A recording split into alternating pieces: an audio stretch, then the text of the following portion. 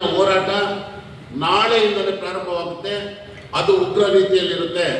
ಮಾವು ನಷ್ಟದ ಕುಸಿತಕ್ಕೆ ರಾಜ್ಯ ಸರ್ಕಾರ 2-3 ದಿನಗಳೊಳಗೆ ಬೆಂಬಲ ಬೆಲೆಯನ್ನು ಘೋಷಣೆ ಮಾಡಿ ಮಾವು ಬೆಳೆಗಾರರ ಕೈಹಿಡಿಯಬೇಕೆಂದು ಕೋಲಾರ ಜಿಲ್ಲಾ ಮಾವು ಬೆಳೆಗಾರರ ಸಂಘದ ಜಿಲ್ಲಾಧ್ಯಕ್ಷ ನೀಲಟೂರು ಚಿನ್ನಪ್ಪರೆಡ್ಡಿ ಆಗ್ರಹಿಸಿದ್ದಾರೆ. ನಗರದ ಪತ್ರಕರ್ತರ ಭವನದ ಮಾವಿಗೆ ಬೆಂಬಲ ಬೆಲೆ ಘೋಷಣೆ ಮಾಡಬೇಕು, ಇಲ್ಲವಾದಲ್ಲಿ ಮಾವು ಬೆಳೆಗಾರರಿಂದ ಉಗ್ರ ರೀತಿಯಲ್ಲಿ ಹೋರಾಟಗಳನ್ನು ಹಮ್ಮಿಕೊಳ್ಳಬೇಕಾಗುತ್ತದೆ ಎಂದು ಎಚ್ಚರಿಕೆ ನೀಡಿದ್ದಾರೆ. ಇನ್ನು ಯಾವುದೇ ಅಧಿಕಾರಿಗಳಿಂದ ಅನುಮತಿಯನ್ನು ಪಡೆಯದೆ ಇನ್ನು ಒಂದು ಹೆಜ್ಜೆ ಮುಂದೆ ಹೋಗಿ ರಾಜ್ಯಾದ್ಯಂತ ಉಗ್ರ ರೀತಿಯಲ್ಲಿ ಹೋರಾಟವನ್ನು ಮಾಡುತ್ತೇವೆ, ಇದನ್ನು ಸರ್ಕಾರ ನೋಡಬೇಕಾಗುತ್ತದೆ ಎಂದು ಆಕ್ರೋಶ ವ್ಯಕ್ತಪಡಿಸಿದ್ದಾರೆ. ರಾಜ್ಯ ಸರ್ಕಾರ ಮಾವು ಬೆಳೆಗೆ ಬೆಂಬಲ ಬೆಲೆಯಾಗಿ ಪ್ರತಿ ಟನ್ಗೆ 15,000 ರುಗಳನ್ನು ರಾಜ್ಯ ಸರ್ಕಾರ ಮಾವು ಬೆಂಬಲ ಬೆಲೆಗೆ ಪ್ರತಿ ಟನ್ಗೆ 15,000 ರುಗಳನ್ನು ಘೋಷಿಸಬೇಕೆಂದು ಅವರು ಒತ್ತಾಯಿಸಿದ್ದಾರೆ. ಶ್ರೀನಿವಾಸಪುರದಲ್ಲಿ ಅರ್ಧದಷ್ಟು ಮಾವಿನಕಾಯಿ ಮುಳಬಾಗಲಿನಲ್ಲಿ ಬೆಳೀತಾರೆ. ಸಮೃದ್ಧಿ ಮಂಜುನಾಥ್ ಅಂತಕ್ಕಂಥ ಒಬ್ಬರು ಇವತ್ತು ಏನು MLA ಆಗಿದ್ದೀರಾ, ನಿಮ್ಮ ಭಾಗದ ಮಾವಿನ ಬೆಳೆಗಾರರು ಮಾವಿನಕಾಯಿ ರೈತರು ನಿಮಗೆ ಕಣ್ಣು ಕಾಣಿಸ್ತಾ ಇರುವೆ, ನಿಮ್ಮನ್ನು ಓಟ್ ಹಾಕಿ ಗೆಲ್ಸಿಲ್ವೇ? ಯಾಕೆ ಸುಮ್ಮನೆ ಕೂತಿದ್ದೀರಾ? ಕೋಲಾರದ ಶಾಸಕರು ಕೊತ್ತೂರು ಮಂಜುನಾಥ್ ಅವರು ಬೆಳಗ್ಗಿನ ಟಿಫನ್ ಸಿಂಗಪೂರಲ್ಲಿ ಮಾಡ್ತೀರಾ, ಮಧ್ಯಾಹ್ನದ ಊಟ ಮಲೇಷ್ಯಾದಲ್ಲಿ ಮಾಡ್ತೀರಾ, ರಾತ್ರಿ ಮಾಡ್ಕೊಳ್ಳೋಕೆ ಸೌತ್ ಆಫ್ರಿಕಾ ಹೋಗ್ತೀರಾ ಅಂತ ಹೇಳಿ ಮಾಧ್ಯಮಗಳಲ್ಲಿ ಹೇಳ್ತಾ ಇದ್ದೀರಾ.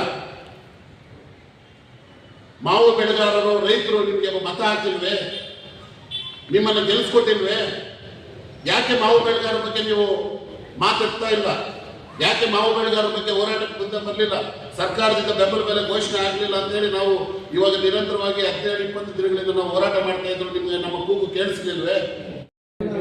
ಅಲ್ಲಿ ಏನಾಯ್ತು? ಮಾನ್ಯ ಜಿಲ್ಲಾಧಿಕಾರಿಗಳು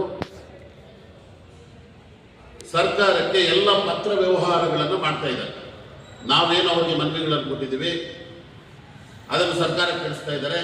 ನಾವು ಶ್ರೀನಿವಾಸಪುರ ತಾಲೂಕಿನಾದ್ಯಂತ ಬಂದನ್ನು ಮಾಡಿ ಆಕ್ರೋಶವನ್ನು ವ್ಯಕ್ತಪಡಿಸಿದಂಥ ಸಂದರ್ಭದಲ್ಲಿ ಅವರಿಗೆ ಜಿಲ್ಲಾಧಿಕಾರಿಗಳು ಮತ್ತು ನಮ್ಮ ತಾಲೂಕು ದಂಡಾಧಿಕಾರಿಗಳು ಆ ಭಾಗಕ್ಕೆ ಬಂದು ನಮ್ಮ ಬಳಿಗೆ ಬಂದು, ಉಸ್ತುವಾರಿ ಮಂತ್ರಿಗಳು ನಿಮ್ಮಲ್ಲಿಗೆ ಬರೋಕ್ಕಾಗ್ತಾ ಇಲ್ಲ, ನೀವೇ ಒಂದು ನಿಯೋಗ ನನ್ನ ಜೊತೆ ನಾನು ಕರ್ಕೊಂಡೋಗಿ ನಿಮ್ಮನ್ನು ಉಸ್ತುವಾರಿ ಮಂತ್ರಿಗಳ ಹತ್ರ ಮಾತಾಡಿಸ್ತೀನಿ, ನೀವೇ ಹೋದ್ರೆ ಮಾತಾಡೋಕ್ಕೆ ಅವರು ತುಂಬಾ ಬಿಸಿ ಇರ್ತಾರೆ, ನಿಮ್ಗೆ ಅವಕಾಶಗಳಿರೋದಿಲ್ಲ ಅಂತೇಳಿ ನಮ್ಮನ್ನು ಮನವೊಲಿಸಿದಂಥ ಸಂದರ್ಭದಲ್ಲಿ ನಾವು ಹೋರಾಟ ಕೈ ಬಿಡದೆ ಹಠ ಮಾಡಿ ನಾವು ಹೋರಾಟ ನಿರತರಾಗಿದ್ದಾಗ ಇವತ್ತು ನಮ್ಮನ್ನು ಆಳ್ವಿಕೆ ಮಾಡ್ತಾ ಇರ್ತಕ್ಕಂಥ ಮುಂಡು ಸರ್ಕಾರದ ವಿರುದ್ಧ ನಾವೇ 2 ಮೆಟ್ಲು ಕೆಳಗಡೆ ಇಳಿಬೇಕಾಗಿ ಇಳಿದು ಬಂದು, ಆಯ್ತು ನಾವು ಅವಕಾಶ ಮಾಡಿಕೊಡಿ, ನಾಳೆ ಬೆಳಗ್ಗೆ ಒಳಗಡೆ ನಾವು ಅವರ ಹತ್ರ ಮನವಿಯನ್ನು ಮಾಡ್ತೀವಿ ಅಂತ ಹೇಳಿ ಈಗ ಸರ್ಕಾರ ಬೆಂಡ್ ಆಗ್ತಿದ್ದ ಸಂದರ್ಭದಲ್ಲಿ ನಾವು ರೈತರಲ್ವಾ, ನಾವು ಬೆಂಡ್ ಆಗ್ಲೇಬೇಕು ಎಲ್ಲರಿಗೂ ಅನ್ನೋ ಇದರಲ್ಲಿ ನಾವೇ ಉಸ್ತುವಾರಿ ಮಂತ್ರಿಗಳ ಹತ್ರ ಕರ್ಕೊಂಡೋದ್ರು. ಉಸ್ತುವಾರಿ ಮಂತ್ರಿಗಳಿಗೂ ಸಹ ಮನವಿಯನ್ನು ಕೊಟ್ಟು ಅವರ ಕೈ ಕಾಲು ಹಿಡಿದು ಮನವಿಯನ್ನು ಮಾಡಿದ್ದೀವಿ. ಮಾವು ಬೆಳೆಗಾರರ ಪರಿಸ್ಥಿತಿಯನ್ನು ಅವರ ಗಮನಕ್ಕೆ ಎಲ್ಲ ವಿಷಯಗಳನ್ನು ತಲುಪಿಸಿದ್ದೀವಿ. ಇವತ್ತು ಮಾವಿನಕಾಯಿ ಸುಗ್ಗಿ ಪ್ರಾರಂಭವಾಗಿ 15 ದಿನ ಆಗಿದೆ. ಇನ್ನು 10-15 ದಿನಗಳಲ್ಲಿ ಮಾವಿನಕಾಯಿ ಸೀಸನ್ ಮುಗಿದೋಗುತ್ತೆ.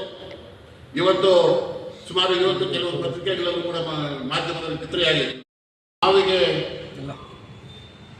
ಬೆಂಬಲ ಬೆಲೆ ವಿಚಾರದಲ್ಲಿ 1 ಟನ್ ಮಾವಿನಕಾಯಿ ಬೆಳೆಯಬೇಕಾದ್ರೆ 10 ರಿಂದ 12,000 ರೂಪಾಯಿಗಳು ಖರ್ಚು ಬರುತ್ತೆ. ಕನಿಷ್ಠ ಪಕ್ಷ 15,000 ರುಗಳ ಬೆಂಬಲ ಬೆಲೆಯನ್ನ ಸರ್ಕಾರ ಘೋಷಿಸಬೇಕು ಅಂತ ಹೇಳಿ ಒತ್ತಾಯವನ್ನು ಮಾಡ್ತಾ ಇದೆ. ಇವತ್ತು ಬೆಂಬಲ ಬೆಲೆಯನ್ನ ಘೋಷಣೆ ಮಾಡದೇ ಇದ್ದಂಥ ಪರಿಸ್ಥಿತಿಯಲ್ಲಿ ಇವತ್ತು ಜನಪ್ರತಿನಿಧಿಗಳನ್ನ ಎಚ್ಚರಿಸಲು ಈ ಒಂದು ಪತ್ರಿಕಾಗೋಷ್ಠಿ ಕರೆದಿದ್ದೀವಿ. ಮುಂದಿನ ಹೋರಾಟ ನಾಳೆಯಿಂದಲೇ ಪ್ರಾರಂಭವಾಗುತ್ತೆ. ಅದು ಉಗ್ರ ರೀತಿಯಲ್ಲಿರುತ್ತೆ. ನಾವು ಯಾವ ರೀತಿ ಮಾಡ್ತೀವಿ ಅನ್ನೋದು ಪತ್ರಿಕಾಗೋಷ್ಠಿಯಲ್ಲಿ ಹೇಳೋಷ್ಟಿಲ್ಲ. ನಾವು ಯಾರ್ದು ಅನುಮತಿನೂ ಕೂಡ, ಯಾವುದೇ ಅಧಿಕಾರಿಗಳ ಅನುಮತಿ ಕೂಡ ಪಡೆಯದೆ ಏಕಾಏಕಿಯಾಗಿ ನಾವು ಯಾವ ರೀತಿ ಹೋರಾಟಗಳನ್ನು ಮಾಡಬೇಕು ಅಂತೇಳಿ ನಮ್ಮ ಎಲ್ಲ ಜಿಲ್ಲಾ ಮಾವು ಬೆಳೆಗಾರರು ರೈತರು ಕೂಡಿ ಅದಕ್ಕೆ ಆದ ರೂಪರೇಷೆಗಳನ್ನು ಮಾಡ್ತಾ ಇದ್ದೀವಿ.